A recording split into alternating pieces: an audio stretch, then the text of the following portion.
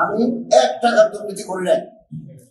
8.5 কোটি টাকা আমি হাজিদের ফেরত দিয়েছি। 39 কোটি টাকা এজেন্সির টাকা সৌদি আরবে ছিল, এগুলো এনে এজেন্সির মাদের বিতরণ করে দিয়েছি। তবে 16-17 বছরের ঝঞ্ঝাল বছর 1.5 বছরের ভিতরে পরিষ্কার করা যায় না। We are trying hard. আমরা চেষ্টা করে যাচ্ছি আন্তরিকভাবে এবং একেবারে আমরা পরিচ্ছন্ন, ট্রান্সপারেন্ট।